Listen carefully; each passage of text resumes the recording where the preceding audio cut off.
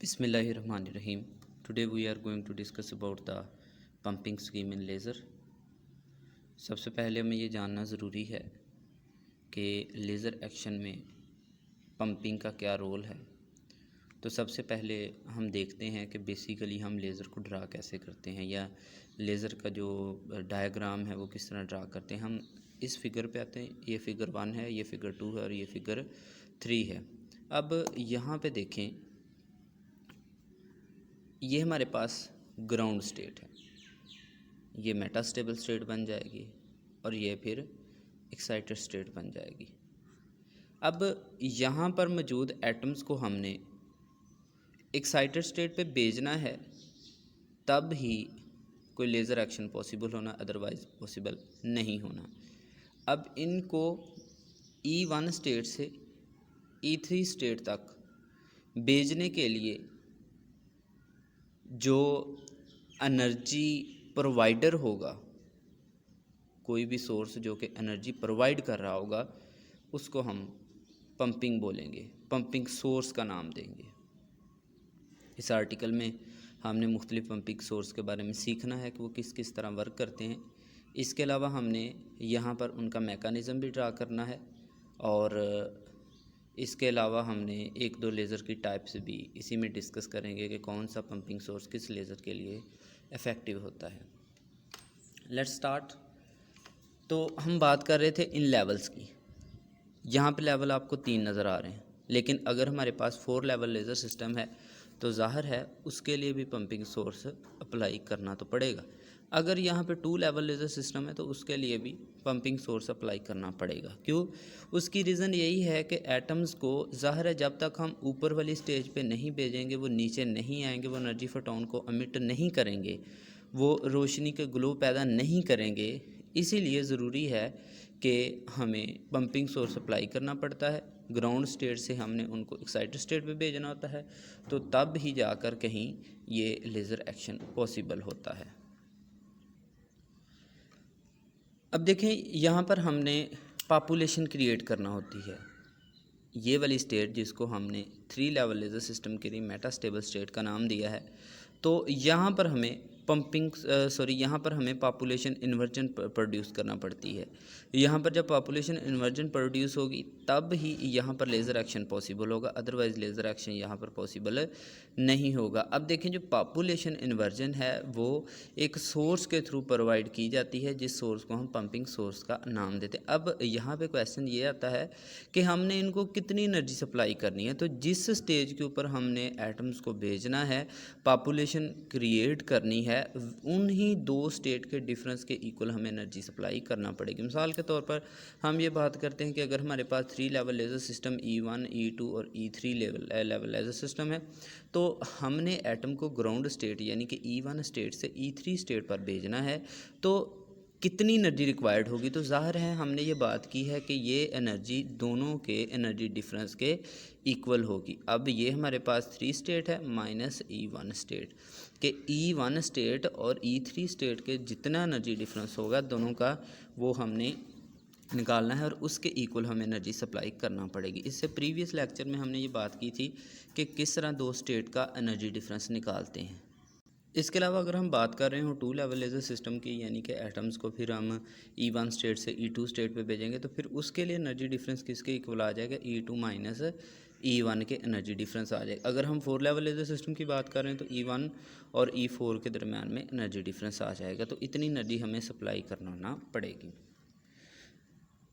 इसके बाद क्या होना होता है कि एटम्स ने पॉपुलेशन जिस पॉइंट के ऊपर क्रिएट हो गई, तो वहाँ से एटम ने डीक्साइट होना होता है। मिसाल के तौर पर पहले क्या हुआ, सबसे पहली स्टेज पे क्या हो रहा है कि एटम्स E1 स्टेट से E3 स्टेट पे जा रहे हैं। अब यहाँ से फिर क्या होना है, इन्होंने डीक्साइट भी तो ज़ाहिर होना है, यानी कि अगर हम बात करें तो यहाँ पर जो टाइम है वो 10⁻⁻⁸ सेकेंड है।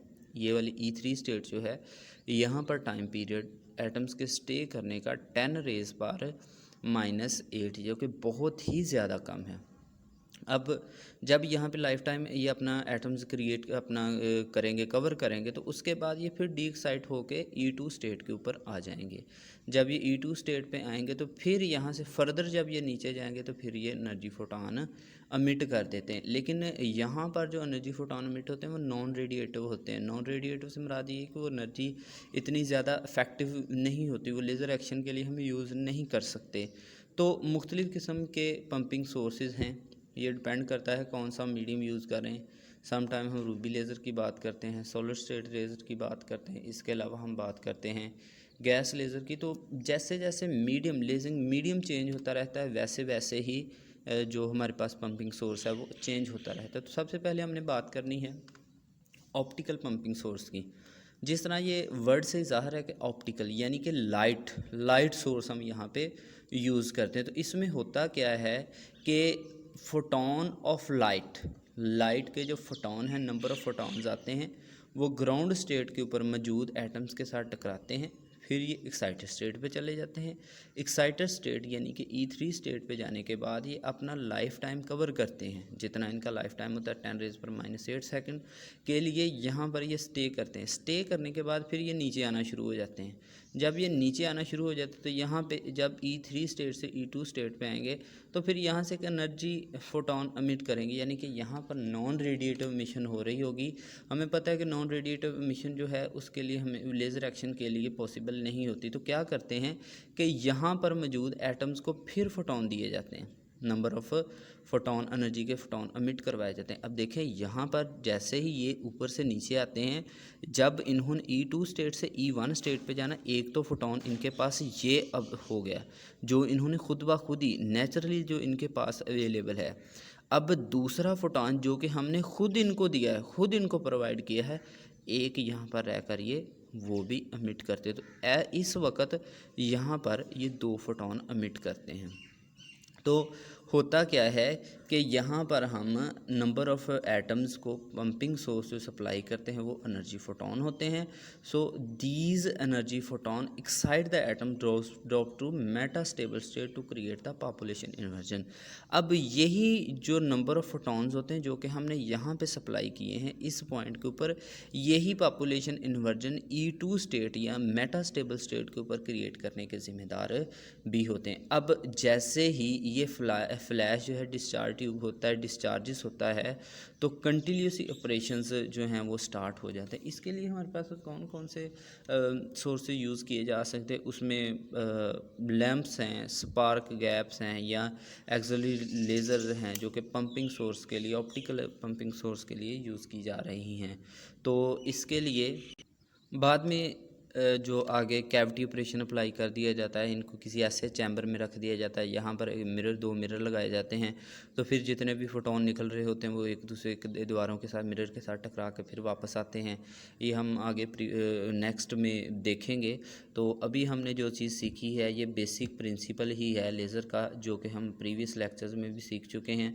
यानी कि हमने यहाँ पे ये बात की है कि जैसे ही हम नंबर ऑफ़ फोटोन, अब ये वाले फोटोन जो हैं ये ऑप्टिकल पंपिंग सोर्स के थ्रू आएंगे और आकर ग्राउंड स्टेट पे टकराएंगे। ग्राउंड स्टेट के बाद एटम यहाँ पे इस स्टेट E3 स्टेट पे जाएंगे, ये E3 स्टेट पे जाएंगे। E3 स्टेट से पहुँचने के बाद ये वहाँ पे कुछ देर के लिए स्टे करेंगे, बहुत ही कम माइनर टाइम के लिए स्टे करेंगे। फिर ये क्या करेंगे कि ये अपना लाइफ टाइम मुकम्मल करने के बाद E2 स्टेट के ऊपर आ जाएंगे और फिर रेडिएशन लेस एनर्जी ये खारिज करेंगे, यानी कि नॉन रेडिएटिव मिशन हो रही होगी और ये रेडिएशन लेस एनर्जी होगी। ये इतना ये लेज़र एक्शन के लिए पॉसिबल नहीं होती। अब E2 स्टेट जो है ये मेटा स्टेबल स्टेट है और इसका जो टाइम पीरियड है वो 10⁻³ है। पहले इस स्टेज की हमने बात की है कि 10⁻8 सेकंड है, इसका जो टाइम पीरियड है वो 10⁻³ सेकंड है। अब ये दोनों टाइम बहुत एक दूसरे से बहुत डिफरेंट है। ये वाला जो E2 स्टेट का टाइम है ये बहुत ज़्यादा है as compare to E3 state. तो E3 स्टेट से जैसे ये नीचे E2 स्टेट की तरफ आते हैं तो यहाँ पर पॉपुलेशन इन्वर्जन क्रिएट हो जाती है, यहाँ पे पॉपुलेशन बन जाती है, एटम्स की तादाद बहुत ही ज़्यादा हो जाती है। तो फिर जैसे ही ये नीचे आते हैं तो फिर ये रेडिएशंस एमिट करते हैं जो कि लेज़र एक्शन में यूज़ होती हैं। तो अब इसके लिए जो है ये मोस्टली जो प्रोसेस है ये सोलर स्टेट में यूज़ होता है।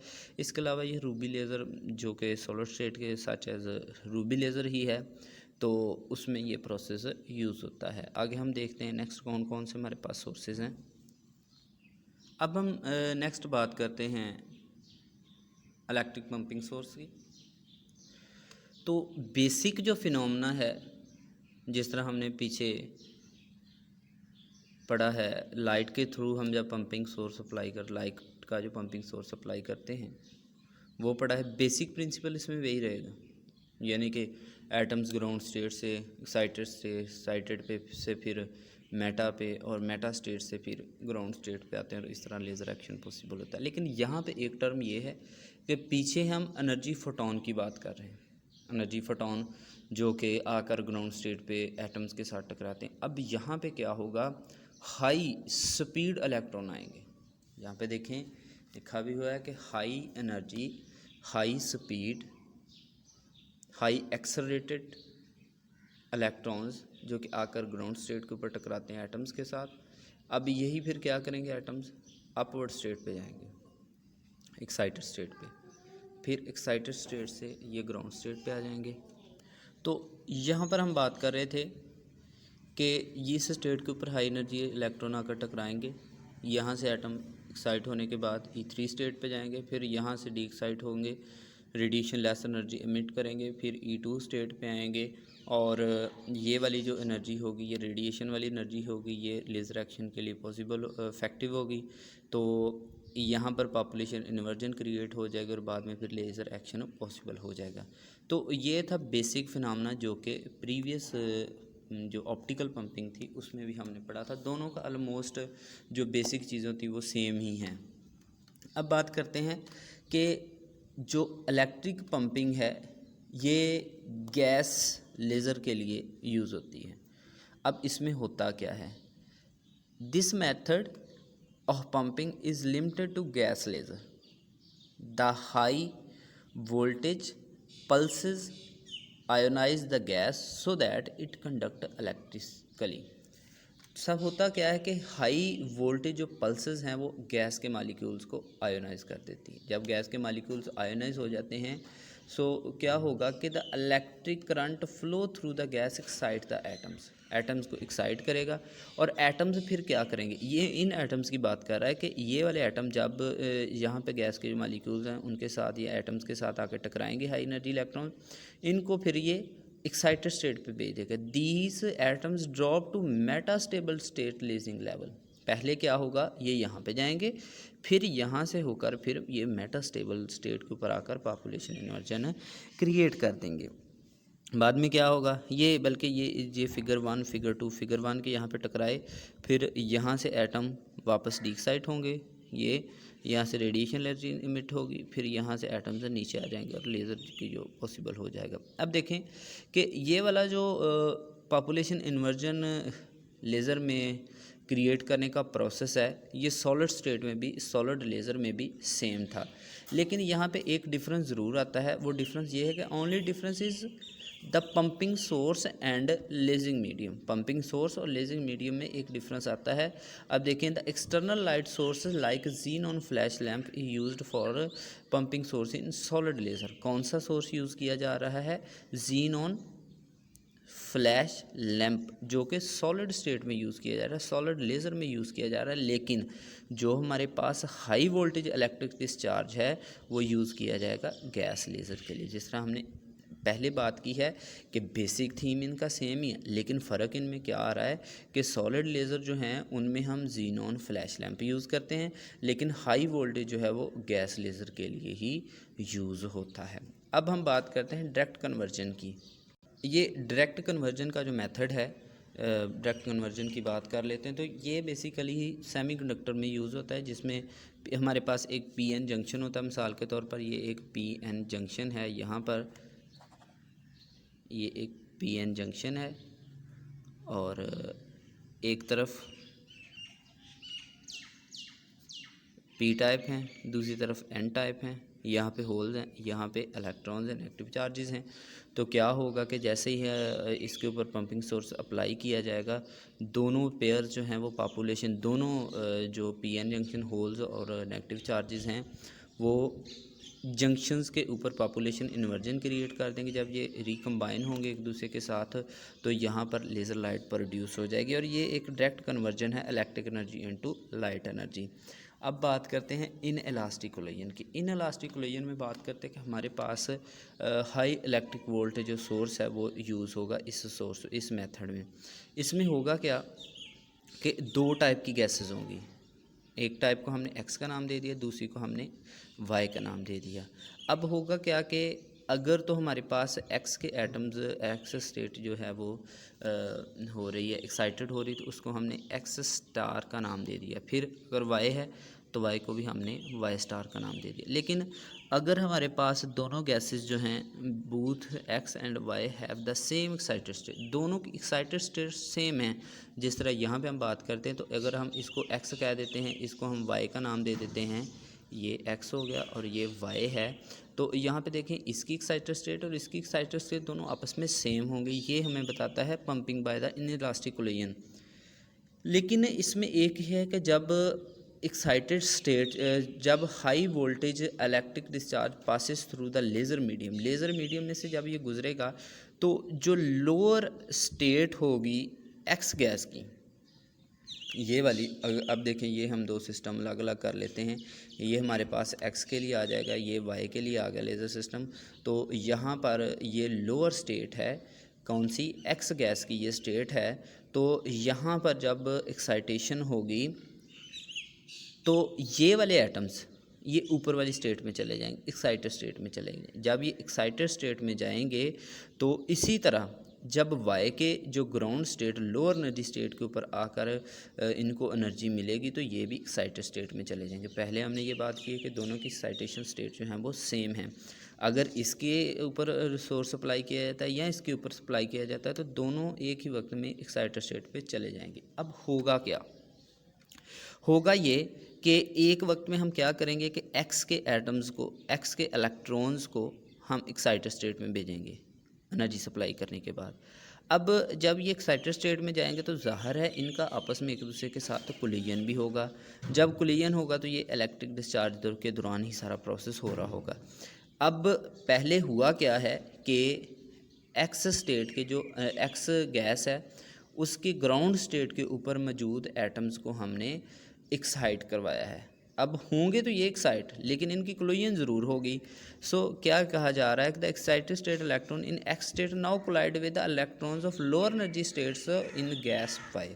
अब ये वाले एटम जो कि यहाँ पर एक्साइट हो रहे हैं, इसके इलेक्ट्रॉन्स, तो ये इसके इलेक्ट्रॉन्स के साथ कोलाइड करेंगे, इसके एटम्स के साथ भी कोलाइड करेंगे। तो यहाँ पे क्या होगा, फिर ये भी एक्साइटेड स्टेट में चले जाएंगे। होगा क्या कि ये इनकी एनर्जी को गेन करेंगे जो कि एनर्जी यहाँ पे सप्लाई की है, और ये वाई वाले भी एक्साइटेड स्टेट में चले जाएंगे। और ये जो मोस्टली मेथड है, जब एक्साइटेड स्टेट में जाएंगे तो फिर दोबारा वही बेसिक प्रोसेस स्टार्ट होगा। ये मेटास्टेबल स्टेट पे आकर पॉपुलेशन इन्वर्जन क्रिएट करेंगे, बाद में ये फिर ग्राउंड स्टेट पे आ जाएंगे और ये कंटिन्यूसली प्रोसेस ये स्टार्ट हो जाएगा। अब इसकी जो एग्जांपल है वो हमारे पास है हीलियम और नियॉन लेज़र, ये दोनों में ये प्रोसेस चलता है। अब हम बात करते हैं थर्मल पंपिंग की।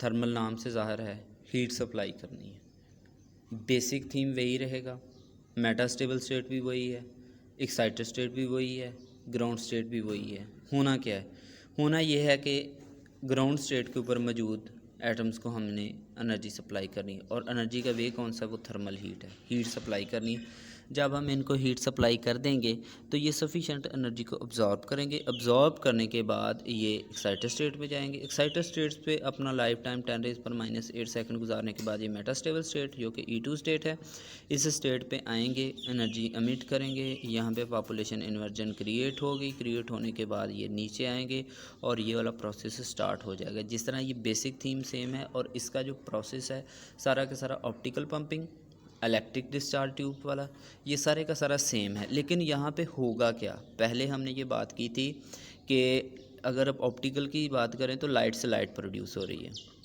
ऑप्टिकल पंपिंग में हमने ये यहाँ पे मौजूद जो हमारे पास एटम्स से उनको हमने लाइट के थ्रू एक्साइट करवाया था, और बाद में जब लेज़र एक्शन हुआ तब भी लाइट ही प्रोड्यूस हुई है।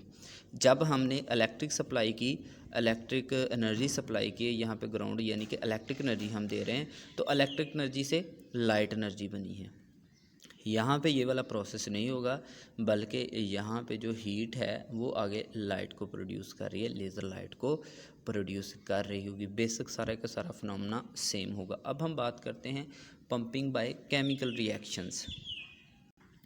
इसमें होगा क्या कि इसमें केमिकल रिएक्शन होगा। केमिकल रिएक्शन यहाँ पे जो एग्ज़ाम्पल है वो हाइड्रोजन और फ्लोरीन की एग्ज़ाम्पल है।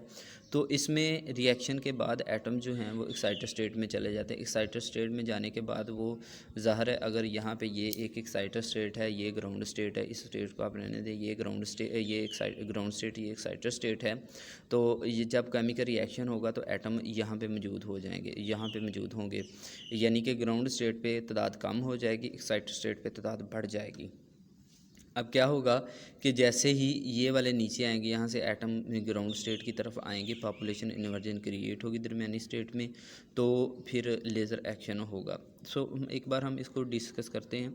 द एटम और molecule can be used for pumping when they are produced through some chemical reaction in such a way that it remain in an excited state at the time of production. Production के दौरान ही ये excited state पे चले जाते हैं। और इसके बाद इसमें जो मोस्टली यूज़ किया जाता है हाइड्रोजन फ्लोराइड मालिक्यूल, ये प्रोड्यूस करवाए जाते हैं और ये एक्साइटेड स्टेट में रहते हैं जब हाइड्रोजन और फ्लोरीन जो है ये केमिकली एक दूसरे के साथ कंबाइन होते हैं। अब जो प्रोड्यूस्ड एक्साइटेड स्टेट पे एटम्स हैं या मालिक्यूल्स हैं वो ज़्यादा हैं नॉर्मल स्टेट से, तो इस तरह पॉपुलेशन इन्वर्जन क्रिएट होती है और इस तरह ये लेज़र एक्शन पॉसिबल होता है। तो ये हमारे पास दो जो टर्म यूज़ की गई, एक हाइड्रोजन है, दूसरा फ्लोरीन है, और इन दोनों ने एक्साइटेड स्टेट में रहना है। एक्साइटेड स्टेट में जब रहेंगे तो फिर ये लेज़र एक्शन क्रिएट करेंगे। The hydrogen and fluorine molecule are chemically combined and produce hydrogen fluoride molecules in an excited state. So chemical reaction is possible, then the laser action will be possible. So this is the pumping sources which are using in laser systems. Then wish you all the best. अपना बहुत सारा ख्याल रखिएगा। अल्लाह हाफिज़।